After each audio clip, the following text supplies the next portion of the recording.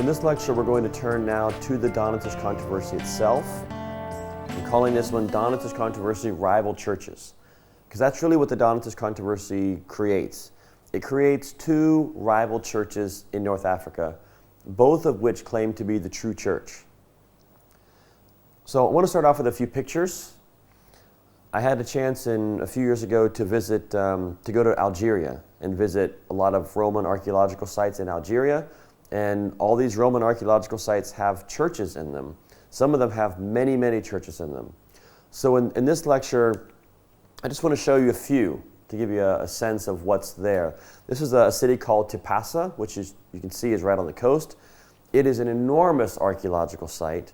It's a beautiful location right along the water. This is only one of the basilicas on the site. And if you know anything about architecture, we can count 5 aisles wide in this church.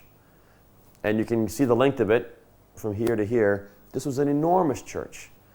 This was only one of the churches in Tipasa. But the church at Tipasa is a church that was affected by the Donatist controversy.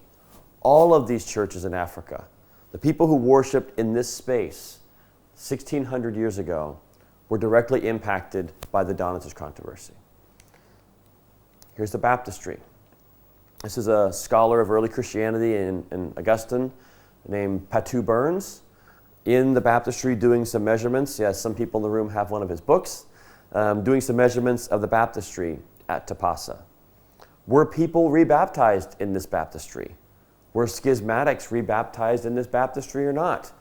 If we imagine these stories and the hypothetical, but here's an actual place. Were Novatianists rebaptized here or not? This is another one of the basilicas at Tipasa, a smaller one. I think I counted 5 at the site. And 5 is actually not a very large number with some of these sites. And by the way, if you're familiar with the book Christianity in Roman Africa by Patou Burns and his wife Robin Jensen, this is Patou and Robin is here in the green, the small picture. Timgad, one of the most beautiful, expansive archaeological sites you could ever see. And it is, in many ways, it is the perfect Roman site. It's nearly a perfect square. Told you before, the Romans loved order. What the Romans loved best was a flat, square city. Timgad is almost perfect. It's as close as we ever come, as far as we can tell. Here's an overview of the site. And here are some of the remains of one of the churches. I counted 13 churches at Timgad. And what we often see is when you see one church, you'll see 2. Because you have one church that was the one side of the Donatist controversy church, and across the street, in some cases literally across the street, you had the rival church from the other ecclesiastical line. It's like there are places in America where First Baptist Church is across the street from Second Baptist Church. We have that happening in Timgad. And just walking through the streets, you see evidence of the late Roman period when the Cairo, this is the top of a column along one of the main streets. So as you're walking through Timgad in, say, the year 325, or probably not 350, 370, 380, there are Christian symbols along the top of the columns as you walk through. So I just want to give you a few pictures. In the next lecture, we'll also look at a few more pictures of another place, but to give you a sense of the actual space where these controversies are happening, and maybe the space inhabited by the people who are being impacted. Okay, so at the end of last lecture, we talked about the strategy of the Great Persecution. Go after the leaders, go after their books. And the bishops are given the choice, your book or your life. What do the bishops do? Some hand over books. Some hand over books. And those who hand over the books are called traditores. Now this looks a lot like an English word traitor, and so you'll see people saying, oh, they're called the traitors. That's actually not what this word means. The word traditores literally means those who hand over something. It comes from a Latin verb, trado, which means to hand over. So I have a book here. If someone comes up to me and I hand them a book, I'm a traditor. I'm handing them a book. So the traditores are those who hand over the books. Now, did they all hand over sacred scripture? Some of them may have, but we also have indications that some of them didn't. These illiterate Roman soldiers would come to their door and say, give us your holy books or we're going to kill you. And the bishops would say, yes, yes, let me find my most holy book. And they would find something that was rubbish. Imagine if someone comes to your house now and give us your Bible or we're going to give you our lives. And they can't read. You might find, I don't know, what would you find? The information on, well, back in the day, a catalog, right, from Land's End, or a catalog from some store that you buy from, and you hand them this and say, yes, this is our holiest book. Sears, it says across the front, or whatever, this H&M, or whatever stores you might know about. These soldiers don't know the difference. Okay, we have the books, and they go on and they burn them. They don't know. So some handed over sacred books, some handed over meaningless books. But the point is, they handed something over instead of saying no. No. So the question is, are those bishops, these traditores, are they now unfit to be bishops? Are they tainted? Are they impure? This is like the question about rebaptism, the schismatics, and the bishops. If the bishop is tainted, what happens? Well, are these bishops tainted? Can they be bishops again? So what's the response? Is it going to be forgiveness? Is there going to be a trial to find out, did you actually hand over a sacred book? Or did you hand over something meaningless? Or did you do nothing at all? What's going to happen? Or is it going to be strict? If you handed anything over, you are unfit. What's going to be the response? And on a practical level, can these bishops perform baptism? Can they give the Eucharist? Can they oversee the Eucharist? And can they ordain other bishops? So is everything that they do now null and void and meaningless? What do you do with them? The question about what these bishops can or cannot do is at the center of the Donatist controversy. What did you do with the books? Now, the issue, of course, is not just about books. The issue is about standing up for your faith. But the object is books. What did you do with the books? There's uneasiness in Africa about this. As we've seen before, often the African church tends toward a more rigid, strict position. And that's going to happen again in this case. What's the general African feeling going to be about this? This issue comes to the head in the year 311.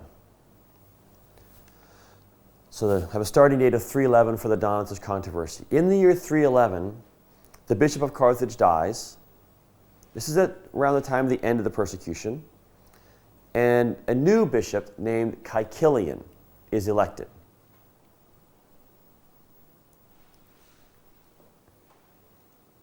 So you pronounce that Caecilian?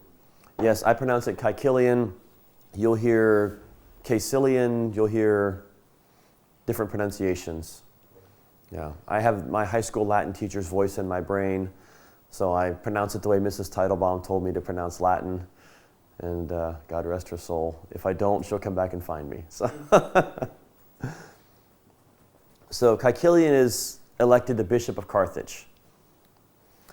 And this is not popular. This is not popular with other Africans. Why? Because Caecilian represents a less rigorous view on the lapsed. His view on the lapsed is more forgiving. We should forgive them. His view is closer, actually, to the view of Rome. So Caecilian's view on the lapsed, how we deal with the lapsed, lines up well with the views of Rome. Not necessarily, in fact, not with the views of the majority of African Christians. The majority of African Christians seem to be more rigorous on the lapsed, more rigorous on rebaptism. Caecilian is less rigorous. He represents the Roman position. Now in this case, after the Great Persecution, because of the handing over of books, the lapsed now include bishops. These traditores, these bishops who handed over the books, are now considered lapsed. They have, in some sense, they've given up their faith by handing over their books. So Caecilian has a less rigorous view, more forgiving of the lapsed, and perhaps more forgiving about the bishops who gave their books. The rigorists, those who are more strict in North Africa, reject Caecilian. They see Caecilian, they say he cannot be a legitimate bishop because of his position on the lapsed. He's too liberal, he's too loose. He does not represent, in their minds, the legacy of Cyprian. He does not have the position of Cyprian, our great bishop. Even in his time, Cyprian was clearly very, very highly thought of by the African church.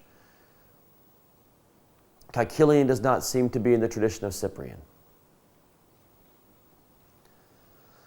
So these rigorists in North Africa, we're talking about other bishops who question Caecilian, and it appears that we're talking about a majority of the population of Christians themselves don't like Caecilian. They question his ordination. And they say, we disagree with you, Caecilian. We think that baptism and ordinations that are performed by these lapsed bishops, by these traditory bishops, are not valid. We don't recognize it. If a bishop handed over books during the persecution, that bishop has no authority. Caecilian, why are you letting these bishops, why are you letting them hang around? Why are you taking this soft approach? Why are you taking a Roman approach to this? Now, Caecilian had been elected through the proper channels. So there was no way, in terms of church law, to get rid of him. You couldn't have a recall election. But there was another way. There was another way to get rid of Caecilian. You could get rid of Caecilian, but you had to go back a little bit in time. One way to get rid of him was to question his ordination. Is he properly ordained or not? If he's not properly ordained, he can't be the bishop. So the story was told that the bishop who ordained Caecilian was a traditor. The bishop who ordained Caecilian had handed over books during the persecution. If a bishop handed over books, that bishop then ceased to be a bishop and therefore could not ordain another bishop, in which case Caecilian could not be a bishop. Actually, this is the bishop who first ordained him a priest, and then he was later elected bishop. But if the person who ordained him was not legitimate, his ordination doesn't count. And if he's not ordained, he can't be the bishop. And if he can't be the bishop, then we can have our own bishop. This is the idea. It's not unlike a few years ago in the United States when there were questions about where Barack Obama was actually born. Was he born in the United States? Was he born outside the United States? There's a rule in our Constitution, the American president has to be born inside the United States. Well, those who didn't like Barack Obama, if they could prove he was born outside the United States, he couldn't run. Over, done. Well, here, if we can prove that he was ordained by an illegitimate bishop, Caecilian is done. So I'm going to build a little chart here on the screen to try to clarify who these figures are and follow the narrative here. So Caecilian is elected in 310. The story is that the bishop who ordained him, a bishop named Felix, was a traditor. This was the claim. We don't actually know if this is true. Some sources seem to indicate that it's not true. So it's possible that this is pure slander against Caecilian and against Felix. It's possible that the story is entirely made up about Felix handing over books. We don't know. But the claim is, many people make the claim, he's illegitimate, so another election is held in Carthage, and a rival bishop is elected, named Majorinus or Majorinus. So now you have two different people, both of whom claim to be the bishop of Carthage. One of whom was elected in the kind of the proper channels, one of whom is the people's candidate, you could say. So now we have two bishops of Carthage, and that does not work. Right? That doesn't work. Well, Majorinus dies soon after he's elected, and he's replaced by Donatus. And Donatus is the one who gives us the name Donatists. The name Donatists comes from Donatus. These are the people who were in the line of the bishop Donatus. So we have two bishops in Carthage, Caecilian and Donatus. Now, Caecilian is rejected because he's more forgiving on some things, so it will not surprise you to learn Donatus is rigorous. He's strict. Zero tolerance policy on these traditor bishops. He represents the more rigorous position, which seems to be the majority position among African Christians.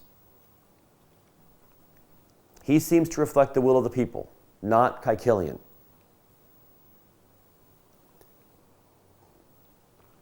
Well, so what do you do if you're Caecilian? You look for help. Where are you going to find help? You know that your position on the lapsed, which is really what's behind a lot of this, is fairly consistent with the teachings of the Bishop of Rome. So Caecilian reaches out to the Bishop of Rome. The Bishop of Rome says, yes, we recognize you were ordained, you were elected the proper way. This is legitimate. And also, I happen to agree with you on this important issue. The emperor also gets involved. And the emperor says, by the way, this is now Constantine, is the emperor of the West at this point. Constantine doesn't know a lot about church law, but Constantine sees this is potentially a real problem, so he really defers to the Bishop of Rome. If you tell me this is right, then I'm okay, let's go with that. So both the Bishop of Rome and the emperor say, Caecilian is your bishop. He's your legitimate bishop. So Caecilian has support from Rome and from the emperor. He has imperial support. But Donatus has support of the majority of North African Christians. So now we have two positions. No matter what Rome says, no matter what the emperor says, the majority of African Christians support Donatus. And in fact, perhaps the fact that Rome supported Caecilian reinforced for some African Christians that Caecilian was the wrong man. Because we've already seen in this course on several occasions real tension between the African position and the Roman position. Constantine gets involved. Eusebius, in his Life of Constantine, says this: it naturally happened that the unhappy ones in Africa, these are the Donatists, the supporters of Donatus, reached such a pitch of violence that they even committed open acts of aggression. Now this is Eusebius writing propaganda for Constantine. We're not getting an objective account here. Some evil spirit, it seems, was jealous of the present great prosperity of Christianity and drove these men to terrible deeds in order to stir up the emperor's anger against them. So who are the Donatists? The Donatists are people who are being driven by an evil spirit to provoke the emperor. And driven by an evil spirit or just driven by their own piety, they do provoke the emperor. And in the year 316, Constantine seizes all Donatist churches by force if necessary. He sends troops to enforce this policy. Caecilian is your bishop. That's the way you need to go. Those are the legitimate churches. Because now we're talking not just about Carthage, we're talking about other churches in other cities where they're splitting. And some are supporting Caecilian and others are supporting Donatus, which is why in cities like Timgad we end up later with separate churches, this replication of competing bishops happens other places as well. So now we have a so-called Christian emperor sending troops against the Donatists. And what did they see when this happens? They see Nero. They see Decius. They see Diocletian. They see a Roman emperor once again sending troops to persecute the people of God. So 321, finally, Constantine issues an edict of toleration toward the Donatists. So he stops seizing churches. He basically leaves the Donatists alone beginning in 321. But for 5 years, the imperial government is involved in forcing one branch or one ecclesiastical system over another. The majority of Africans say, we want this, but the emperor says, no, this is what you get. So the Donatists, as you might expect, see themselves as persecuted. See themselves as persecuted by an emperor in the same way that Christians earlier were persecuted by by emperors. And I want to finish this lecture by making a comment on language. Because in the text that you'll be reading related to the Donatist controversy, there are some very important terms that I want to be clear about. One is the term Donatist. This is the name that comes from Donatus. This is a name given by their opponents. The opponents called them Donatists. They called themselves Catholics. Not Roman Catholics, but Catholics in the sense the Donatists said, we are in communion with the true Catholic, with a word that means international or universal. Right? We are in communion with the universal church. We are the true church. This is what the Donatists said about themselves, but the opponents said, no, you're followers of some guy. In the same way that the opponents of Montanists called them a follower of Montanus. You're a Montanist, you're a schismatic. Here, you're a Donatist, you're a schismatic. The Donatists said, we are part of the universal church. Their opponents said no. On the other side, the supporters of Caecilian and those who come after them, they had the support of Rome and the emperor. So they called themselves Catholic Christians. We know we're the Catholic, we know we're the Christians who are in connection with the universal church because the Roman church and the emperor agree on this. The importance of names. This is a very disputed topic in this period, and the rhetoric of this is not without importance. Who has the right to say, we are part of the universal church? Both of these churches are saying, we're part of the same church as Antioch, and Alexandria, and Jerusalem. But in both cases, the other side is saying, no, you're not. No, you're not. You've departed from that. And in whatever context you are that you may be seeing this video, no doubt there are certain terms or names or identifiers that are disputed. We could even say Christian. The term Christian. There are people who claim the term Christian that we might say, I'm not sure if they're Christians or not. There are certain groups that now market themselves as Christians, that other Christians look at them and say, I don't think they're Christians. Or what's it mean to be, in my country, American? Do you have to be born in the United States? Do you have to have a family that's been in the United States for a long enough time? What if someone comes across the border from Mexico and builds a life? Are they American? Some people say, no, they're not real Americans. Other people say, yes. And I know that in many other countries, other parts of the world, there's this debate. What's it mean to say, I am this? What's it mean to say, I am a Catholic in this? Not the Roman Catholic Church that we're talking about, that comes later.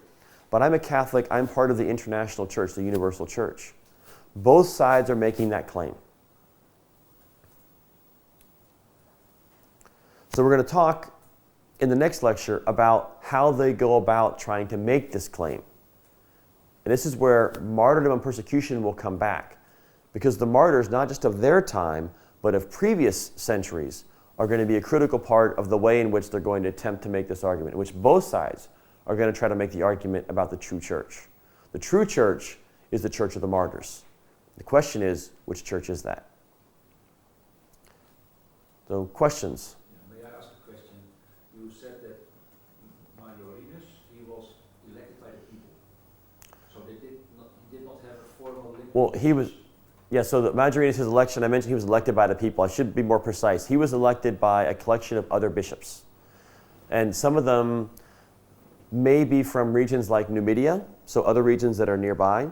So he has the support of the people overall, but the election actually happens by a collection of bishops. So yes, that's an important clarification. Yes? How did this end? How did this end? We'll get to how this ended in the next lecture a little bit. And in some ways, well, I'll say this. We actually don't know how this ended. But in the next few lectures, we'll talk about some indications of how it might have ended.